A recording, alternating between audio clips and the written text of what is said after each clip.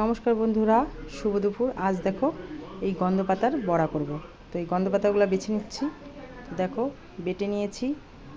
এখানে চালের গুঁড়া লবণ হলুদ দিয়ে মাখিয়ে নিব। এখন মাখিয়ে বড়াগুলো ভেজে নেব।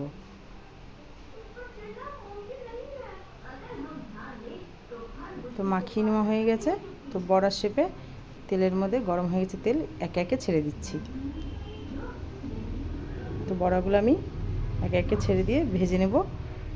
এই বড়াগুলো খেয়ে দেখবে বন্ধুরা, করে বাড়িতে খাবে, খুব ভালো লাগে। জ্বর আসলেও মুখে রুচি আসবে, যার রুচি নাই তার মুখে রুচি আসবে। এই বড়াটা খেতে কিন্তু খুব ভালো লাগে। তো দেখো বড়াটা দেখো ভাজা হয়ে গেছে।